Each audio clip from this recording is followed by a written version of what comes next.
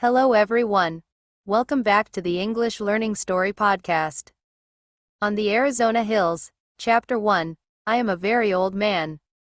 How old I do not know, possibly I am 100, possibly more. But I cannot tell because I have never aged as other men, nor do I remember any childhood. So far as I can recollect, I have always been a man of about 30. I appear today as I did 40 years and more ago, and yet I feel that I cannot go on living forever, that someday I shall die the real death from which there is no resurrection. I do not know why I should fear death, I who have died twice and am still alive, but yet I have the same horror of it as you who have never died, and it is because of this terror of death, I believe, that I am so convinced of my mortality. And because of this conviction I have determined to write down the story of the interesting periods of my life and of my death. I cannot explain the phenomena. I can only set down here in the words of an ordinary soldier of fortune a chronicle of the strange events that befell me during the 10 years that my dead body lay undiscovered in an Arizona cave. I have never told this story, nor shall mortal man see this manuscript until after I have passed over for eternity. I know that the average human mind will not believe what it cannot grasp, and so I do not purpose being pilloried by the public, the pulpit, and the press, and held up as a colossal liar when I am but telling the simple truths which someday science will substantiate. Possibly the suggestions which I gained upon Mars, and the knowledge which I can set down in this chronicle, will aid in an earlier understanding of the mysteries of our sister planet. Mysteries to you, but no longer mysteries to me. My name is John Carter. I am better known as Captain Jack Carter of Virginia. At the close of the Civil War I found myself possessed of several $100,000 Confederate, and a captain's commission in the cavalry arm of an army which no longer existed, the servant of a state which had vanished with the hopes of the South, masterless, penniless, and with my only means of livelihood, fighting, gone. I determined to work my way to the southwest and attempt to retrieve my fallen fortunes in a search for gold. I spent nearly a year prospecting in company with another Confederate officer, Captain James K. Powell of Richmond. We were extremely fortunate, for late in the winter of 1865, after many hardships and privations, we located the most remarkable gold-bearing quartz vein that our wildest dreams had ever pictured. Powell, who was a mining engineer by education, stated that we had uncovered over $1 million worth of ore in a trifle over 3 months. As our equipment was crude in the extreme, we decided that one of us must return to civilization, purchase the necessary machinery and return with a sufficient force of men properly to work the mine. As Powell was familiar with the country, as well as with the mechanical requirements of mining, we determined that it would be best for him to make the trip. It was agreed that I was to hold down our claim against the remote possibility of its being jumped by some wandering prospector. On March 3, 1866, Powell and I packed his provisions on 2 of our burros, and bidding me goodbye he mounted his horse, and started down the mountainside toward the valley, across which led the first stage of his journey. The morning of Powell's departure was, like nearly all Arizona mornings, clear and beautiful. I could see him and his little pack animals picking their way down the mountainside toward the valley, and all during the morning I would catch occasional glimpses of them as they topped a hog back or came out upon a level plateau. My last sight of Powell was about 3 in the afternoon as he entered the shadows of the range on the opposite side of the valley. Some half-hour later I happened to glance casually across the valley and was much surprised to note 3 little dots in about the same place I had last seen my friend and his 2 pack animals.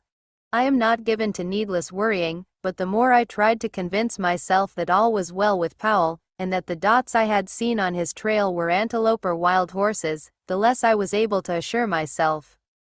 Since we had entered the territory we had not seen a hostile Indian, and we had, therefore, become careless in the extreme, and were wont to ridicule the stories we had heard of the great numbers of these vicious marauders that were supposed to haunt the trails, taking their toll in lives and torture of every white party which fell into their merciless clutches. Powell, I knew, was well armed and, further, an experienced Indian fighter, but I too had lived and fought for years among the Sioux in the north, and I knew that his chances were small against a party of cunning trailing Apaches. Finally I could endure the suspense no longer, and, Arming myself with my 2 Colt revolvers and a carbine, I strapped 2 belts of cartridges about me and catching my saddle horse, started down the trail taken by Powell in the morning. As soon as I reached comparatively level ground I urged my mount into a canter and continued this, where the going permitted, until, close upon dusk, I discovered the point where other tracks joined those of Powell. They were the tracks of unshod ponies, 3 of them, and the ponies had been galloping. I followed rapidly until, darkness shutting down, I was forced to await the rising of the moon, and given an opportunity to speculate on the question of the wisdom of my chase.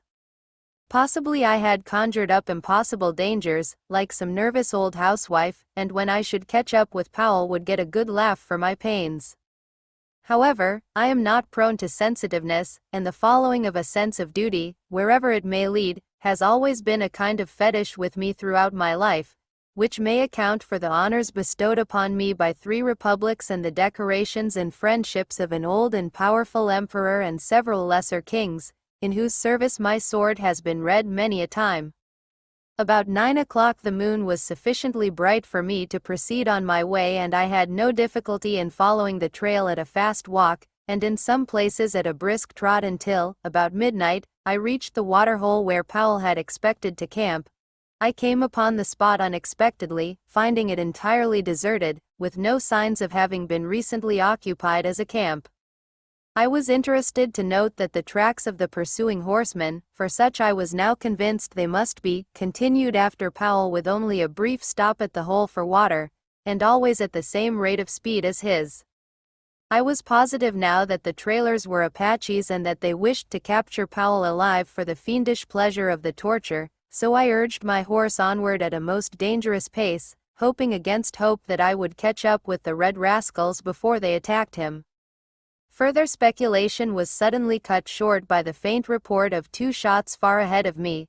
I knew that Powell would need me now if ever, and I instantly urged my horse to his topmost speed up the narrow and difficult mountain trail.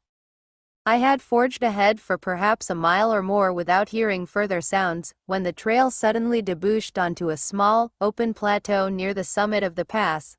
I had passed through a narrow, overhanging gorge just before entering suddenly upon this tableland, and the sight which met my eyes filled me with consternation and dismay.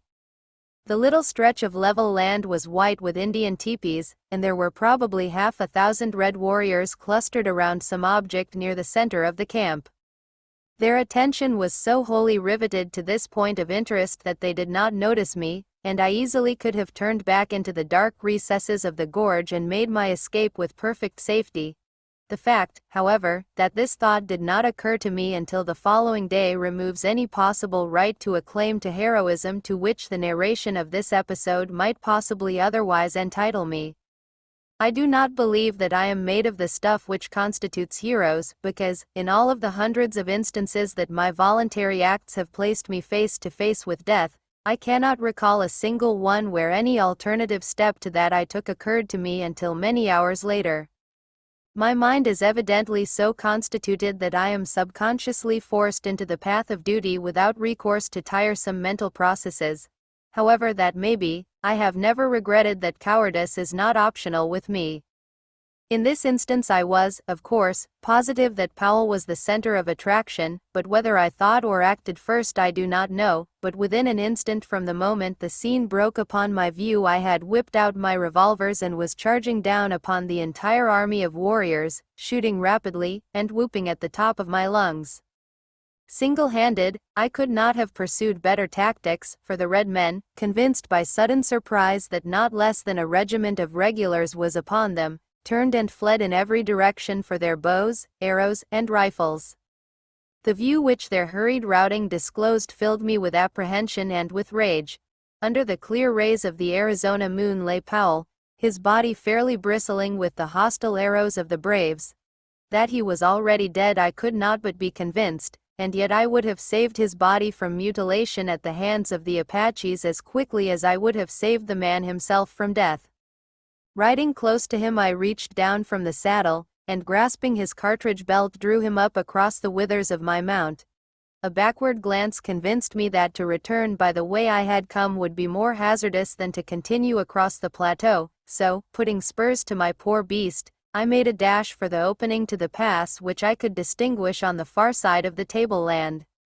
The Indians had by this time discovered that I was alone and I was pursued with imprecations, arrows, and rifle balls. The fact that it is difficult to aim anything but imprecations accurately by moonlight, that they were upset by the sudden and unexpected manner of my advent, and that I was a rather rapidly moving target saved me from the various deadly projectiles of the enemy and permitted me to reach the shadows of the surrounding peaks before an orderly pursuit could be organized. My horse was traveling practically unguided as I knew that I had probably less knowledge of the exact location of the trail to the pass than he, and thus it happened that he entered a defile which led to the summit of the range and not to the pass which I had hoped would carry me to the valley and to safety. It is probable, however, that to this fact I owe my life and the remarkable experiences and adventures which befell me during the following 10 years. My first knowledge that I was on the wrong trail came when I heard the yells of the pursuing savages suddenly grow fainter and fainter far off to my left.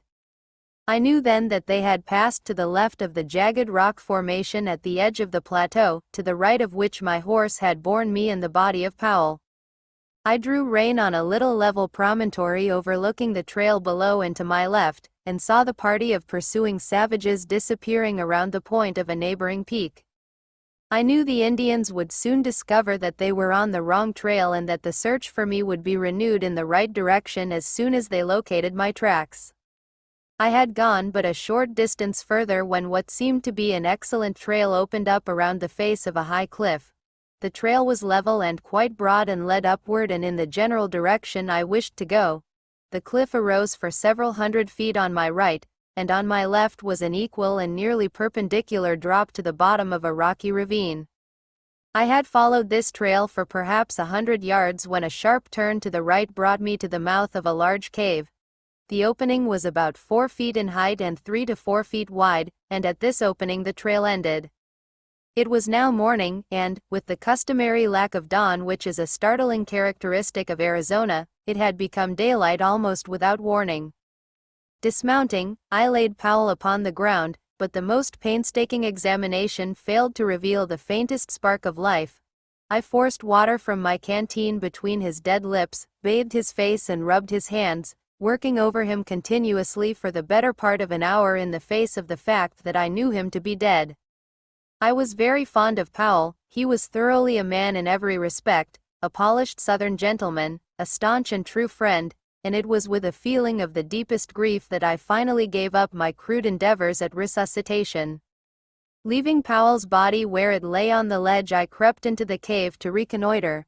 I found a large chamber, possibly 100 feet in diameter and 30 or 40 feet in height, a smooth and well-worn floor, and many other evidences that the cave had, at some remote period, been inhabited. The back of the cave was so lost in dense shadow that I could not distinguish whether there were openings into other apartments or not. As I was continuing my examination, I commenced to feel a pleasant drowsiness creeping over me which I attributed to the fatigue of my long and strenuous ride, and the reaction from the excitement of the fight and the pursuit. I felt comparatively safe in my present location as I knew that one man could defend the trail to the cave against an army. I soon became so drowsy that I could scarcely resist the strong desire to throw myself on the floor of the cave for a few moments' rest, but I knew that this would never do, as it would mean certain death at the hands of my red friends, who might be upon me at any moment. With an effort I started toward the opening of the cave only to reel drunkenly against a side wall, and from there slip prone upon the floor.